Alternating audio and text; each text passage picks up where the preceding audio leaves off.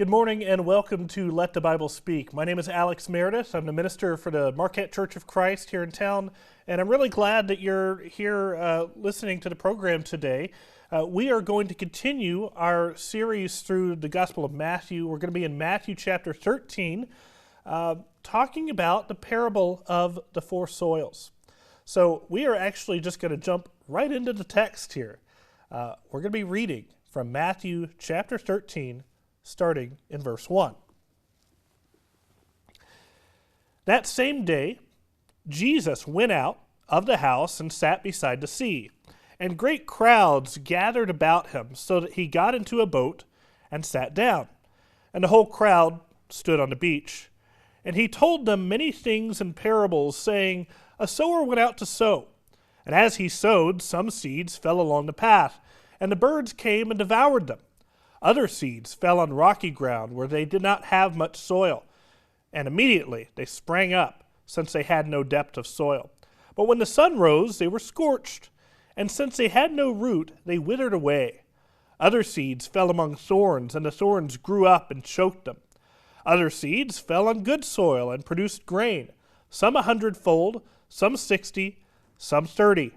He who has ears, let him hear. There is a young man named Chris, and Chris was on fire for the gospel. He was passionate for the mission that he believed God has given every Christian to go out into the world and to make disciples of all nations, following that call from Matthew chapter 28. And Chris was in a very opportune place to do that. He lived right in the middle of New York City. And so he thought, well, I've got the perfect opportunity to bring the gospel into the world in this place where everybody is, you know? And so he decides to go out one day.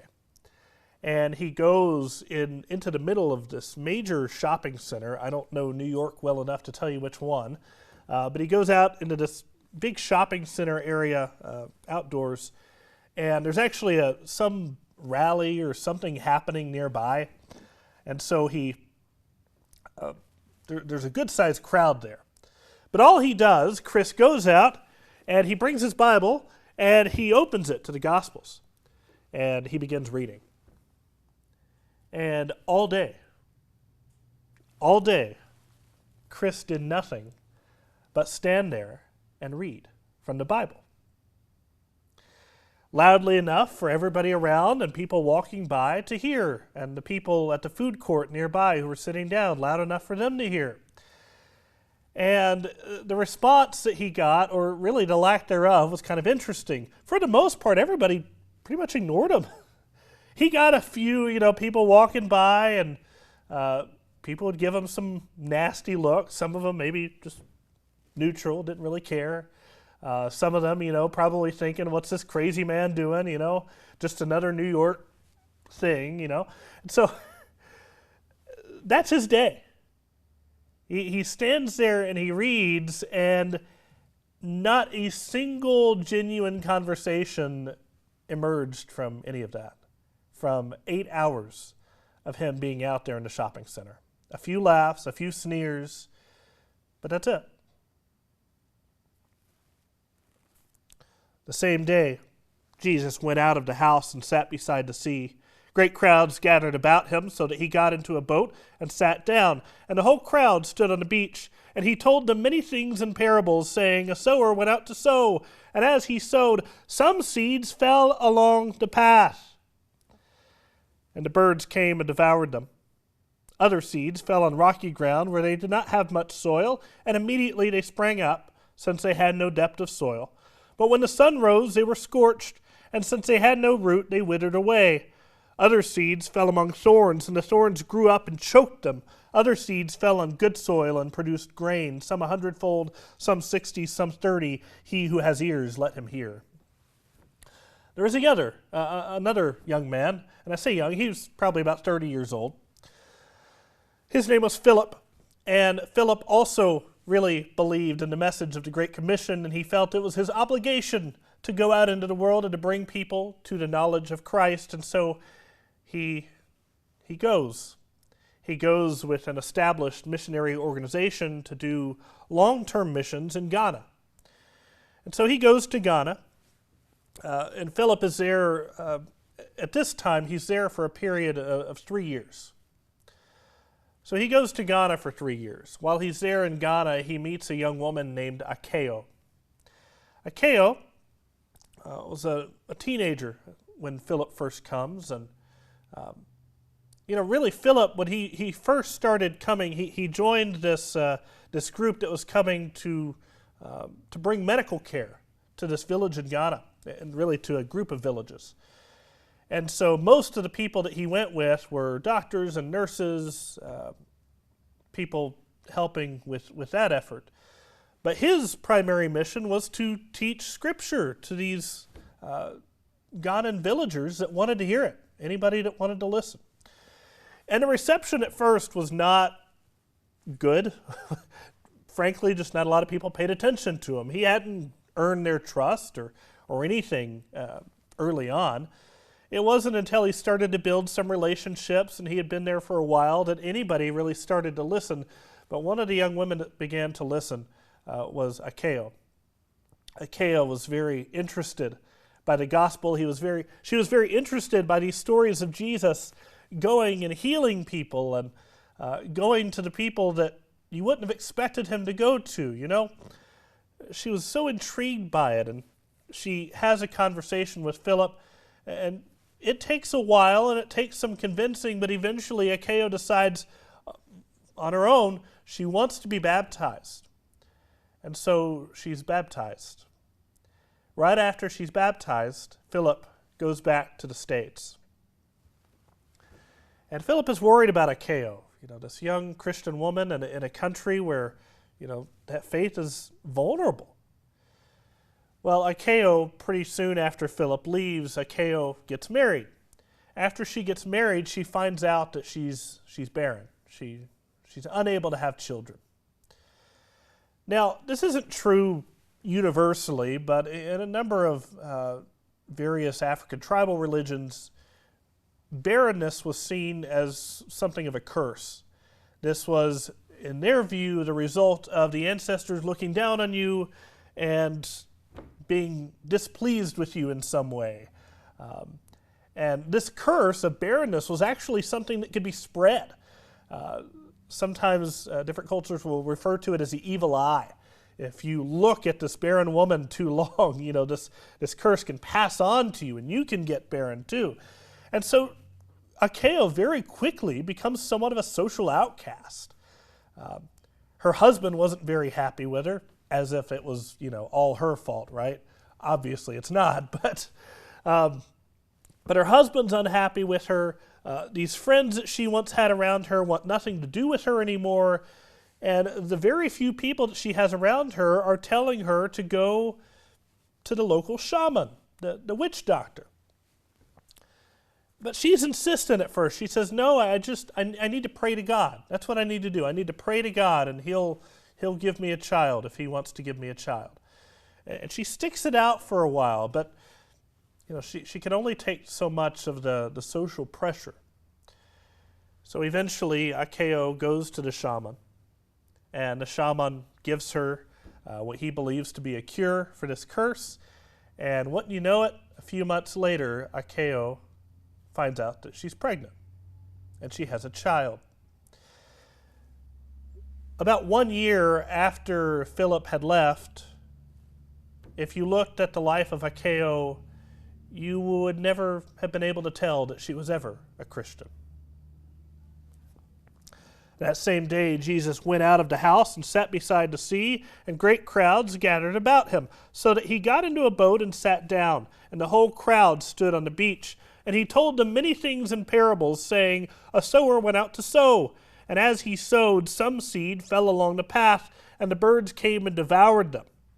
Other seeds fell on rocky ground, where they did not have much soil, and immediately they sprang up. But since they had no depth of soil, when the sun rose, they were scorched. And since they had no root, they withered away. Other seeds fell among thorns, and the thorns grew up and choked them. Other seeds fell on good soil and produced grain, some 100-fold, some 60, some 30. He who has ears, let him hear. There's Marcus. Now Marcus grew up in the church. He was always involved, always faithful. He was one of these guys that any time the doors were open, he and his family, they were always there, very reliable in that way. Well, eventually Marcus starts to grow up. And eventually Marcus goes to college. And when he goes to college, he decides he needs to be involved somewhere, and he's making the decision to attend on his own, and he's doing the work, Then he gets married. After he gets married, he has kids, and he starts his career, and all of this stuff just piles up around him, and before you know it, Marcus and his family were never seen there. If you were to ask Marcus now, if you were to ask him, are you a Christian? Do you still believe the things that you believe? He would tell you yes. He's struggling to find the time.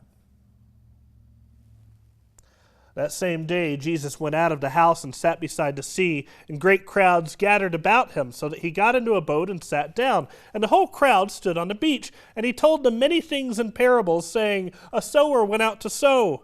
And as he sowed, some seeds fell along the path, and the birds came and devoured them. Other seeds fell on rocky ground, where they did not have much soil, and immediately they sprang up, since they had no depth of soil. But when the sun rose, they were scorched, and since they had no root, they withered away. Other seeds fell among thorns, and the thorns grew up and choked them.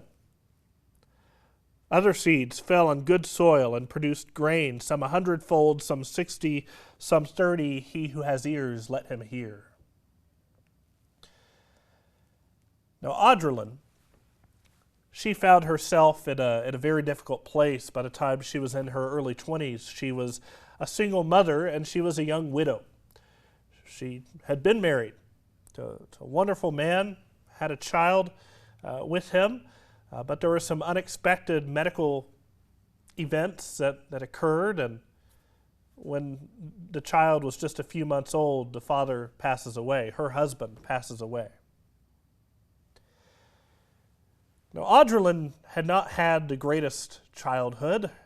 Her whole childhood is scarred with addiction and abuse, both in the lives of her parents and fed into her own life and some of her own habits.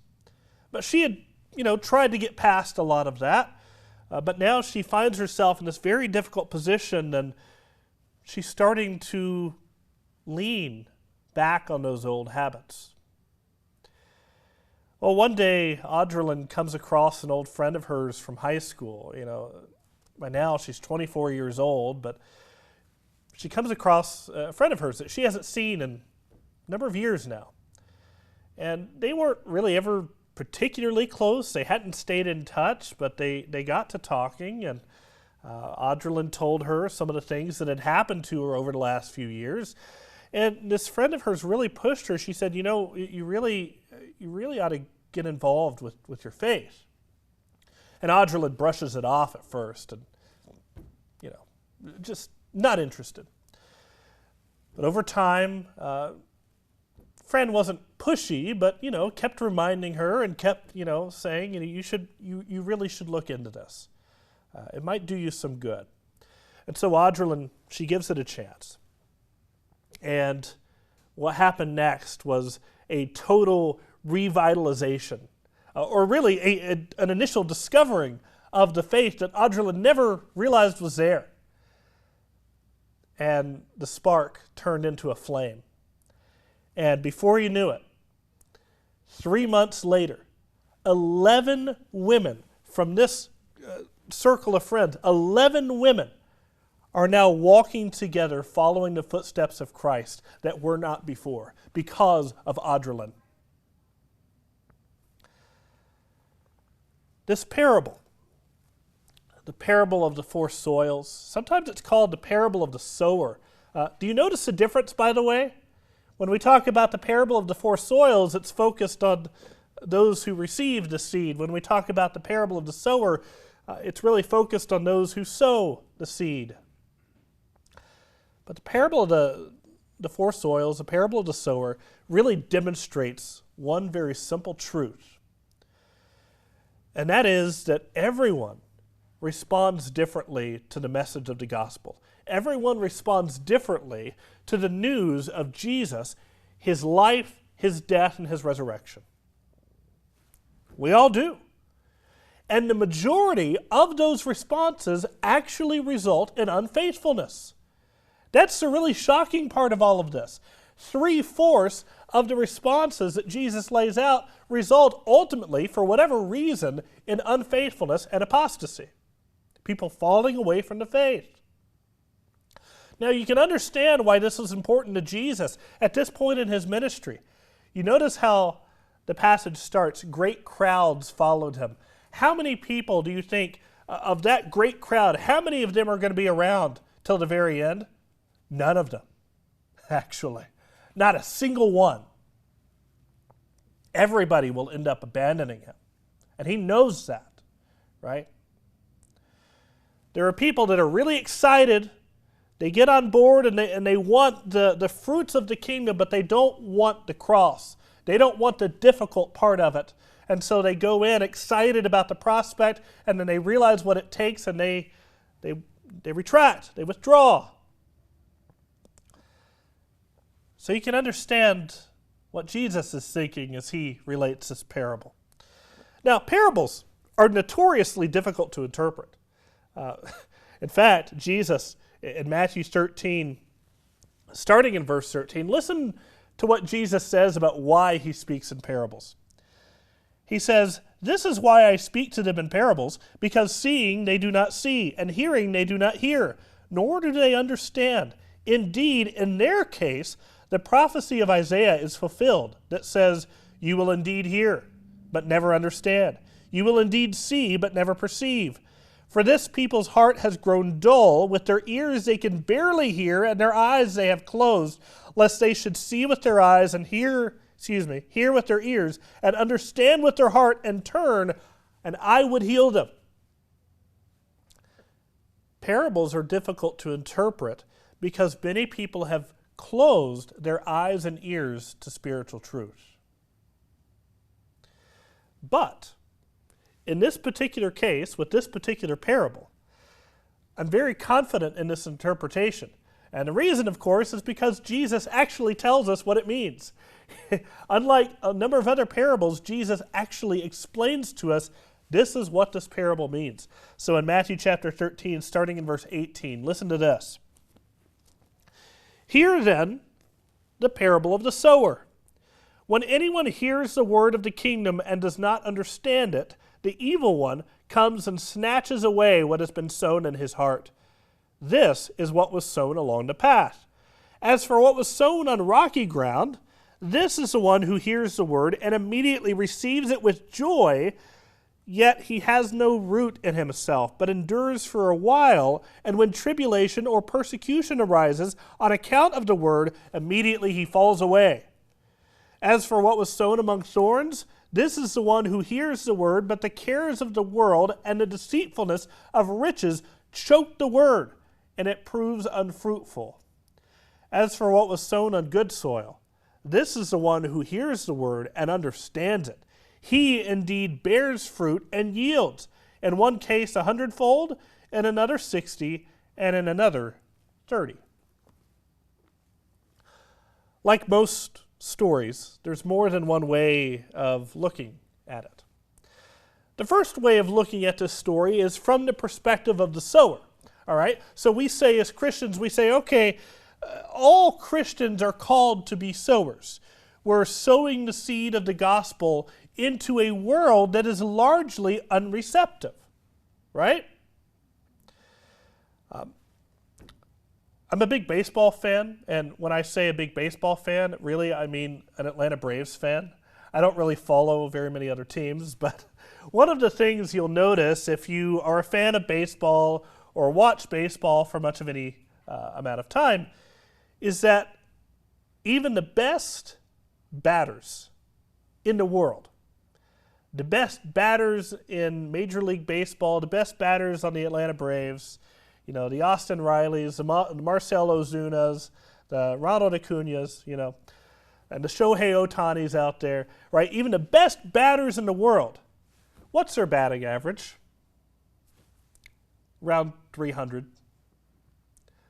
Some of the best batters in the history of the game, maybe around 400.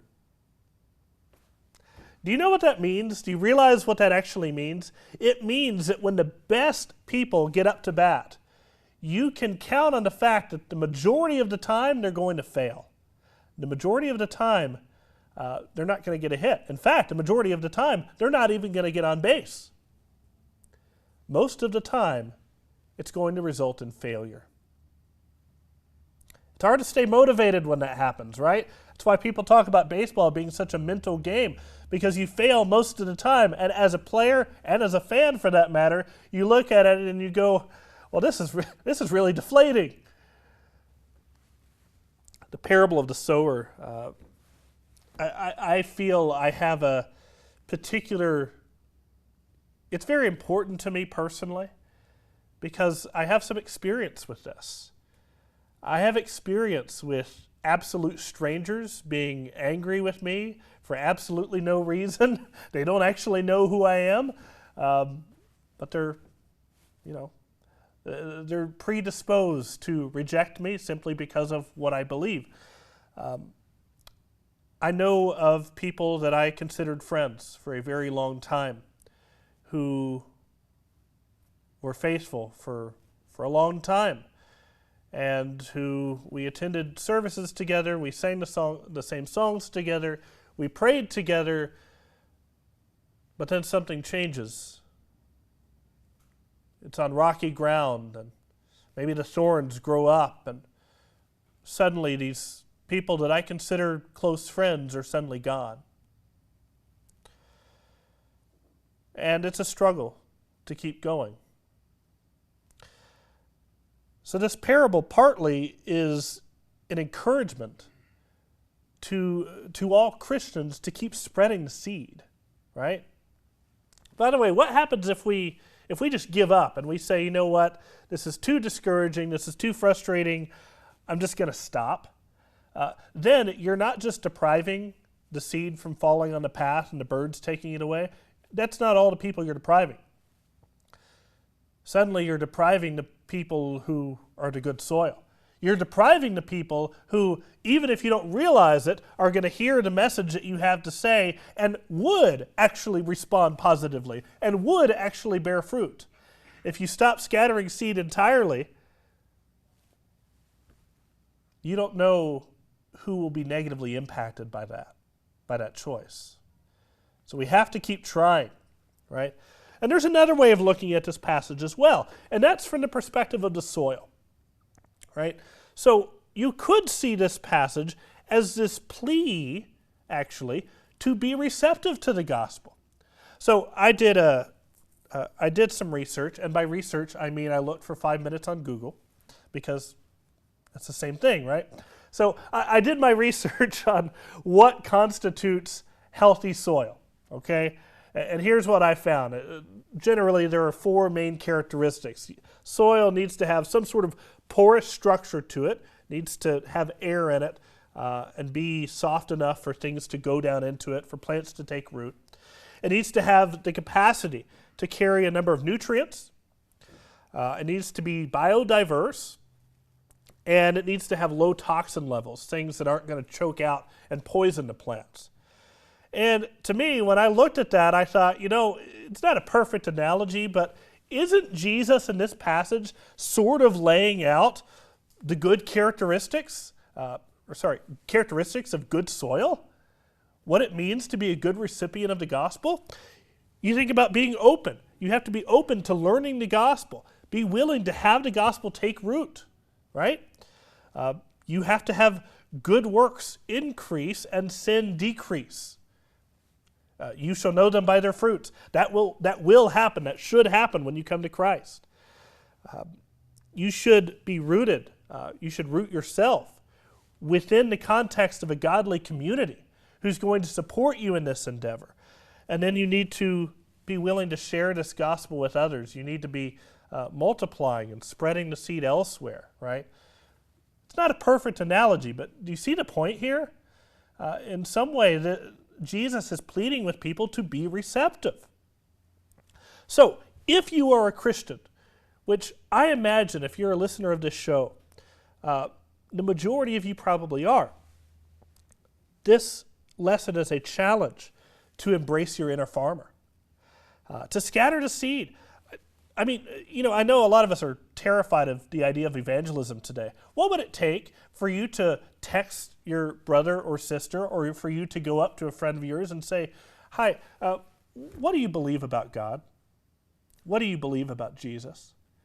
I know that's a terrifying prospect, but do you think we could try that? Do you think we could start a conversation? So scatter the seed, be patient, wait for God's increase. You can't control the way that other people respond. I think about 1 Corinthians chapter 3, verse 6. Apollos planted, I watered, but God gave the growth. God is going to give the growth according to his time. And if you're not a Christian, be willing to listen. Be willing to listen. And here's where I want to extend a personal invitation to you. If you want to hear about the gospel, if you are interested, maybe you're unsure about it, maybe you have questions, contact us. Let us know. I would love to sit down and talk with you. And if you do that, what I will do is I will listen to you. I'll listen to your questions. I'll listen to your doubts. I'll listen to your rebuttals. I'll listen to the reasons why you have a hard time believing the things that I'm saying. I'll listen. If you have a desire to do that, you can find a lot of that information. Go to our website, letthebiblespeak.net. If you go to .com, it'll be the wrong website. Go to letthebiblespeak.net. You can look for our information under the local churches tab. You can find our contact information. You can find the contact info for the Marquette Church. You can also contact the Escanaba Church, where Brian Poe is at. Next week, by the way, Brian and I will be bringing to you a special episode on faith in the political world. Join us next week. May God bless you. Have a great week.